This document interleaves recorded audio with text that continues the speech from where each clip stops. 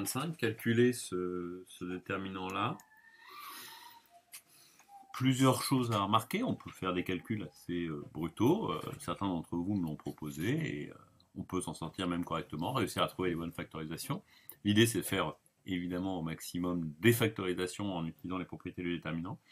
Alors, quand on voit un déterminant comme ça, première chose qui doit quand même vous venir tout de suite à l'esprit, on va dire, c'est le déterminant de Vandermonde. D'accord? Donc déterminant de Vandermonde, A1, A, A2, 1B, B2. Alors dans le cours je l'ai mis en ligne, là je le mets en colonne. C'est pareil par transposition, d'accord?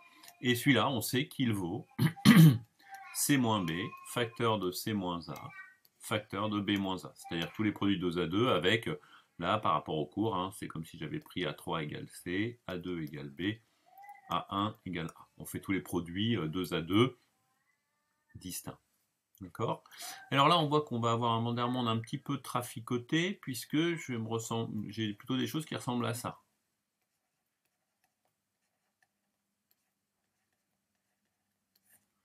Bon, bah ceci, en fait, je mets...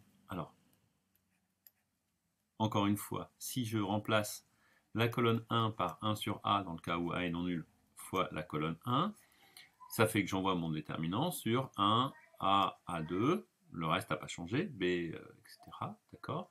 Et le déterminant obtenu ici a été multiplié par 1 sur A, donc pour maintenir cette égalité-là, il faut que je multiplie par A. D'accord. Encore une fois, ce n'est pas la bonne façon de voir, je pense.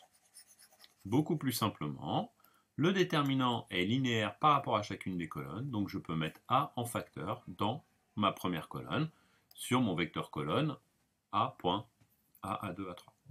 B pour le second, C pour le troisième, et je retrouve bien mon Vandermonde. Donc ce déterminant-ci, finalement je le connais, c'est ABC fois le déterminant de Vandermonde que je viens de calculer avant. D'accord?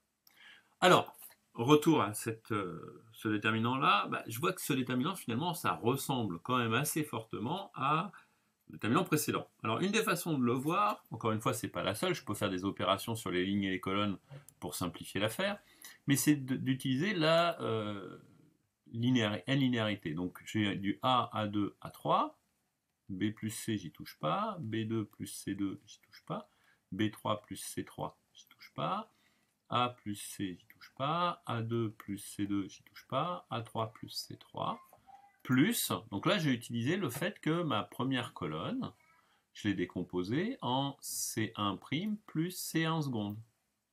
Donc on a le déterminant avec C1' et le même déterminant avec C1 seconde qui est donc la même chose en B, B2, B3.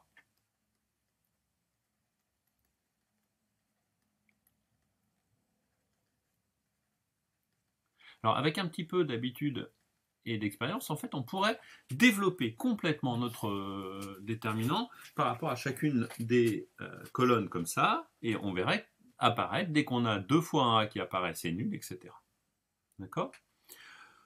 Autre façon de procéder à ce niveau-là, donc là, je peux encore redévelopper, puis redévelopper. Hein. À la fin, j'ai 8 déterminants. Je vous invite à l'écrire. Et dans ces 8 déterminants, dès que vous faites apparaître 2 colonnes A, c'est nul. C'est le fait que le déterminant est alterné. Sinon ici, vous pouvez simplement remplacer la colonne 1, vous la retranchez à la colonne 3. Donc C3 remplacé par C3 moins C1. D'accord ? Cette opération permet d'éliminer les A, ici notre colonne. Puis, opération suivante, la colonne 3, je le retranche à la colonne 2. Donc colonne 2 donne colonne 2 moins colonne 3. Ce qui élimine, cette fois, les C.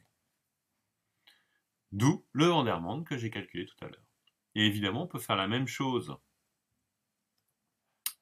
sur notre deuxième déterminant. Donc ici, j'élimine les B. Et une fois que j'ai éliminé les B, avec les B, j'élimine les C.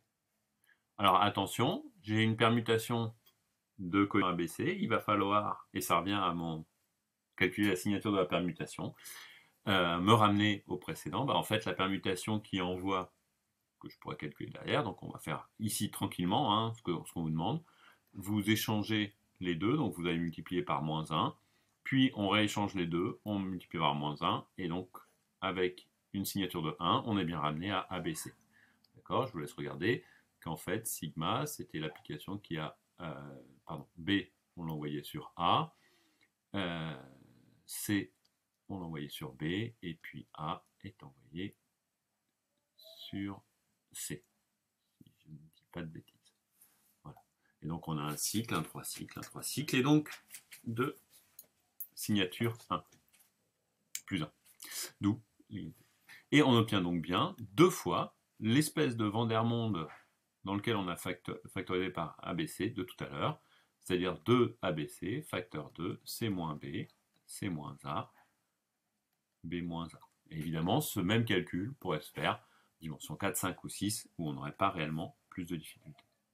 Dernier réflexe à avoir, vous avez un déterminant qui est nul dans un certain nombre de cas. Si A est nul, si A est nul, on voit qu'en fait la deuxième et la troisième colonne sont combinaisons linéaires, enfin la seconde est combinaison linéaire de la première et la troisième, donc le déterminant est nul.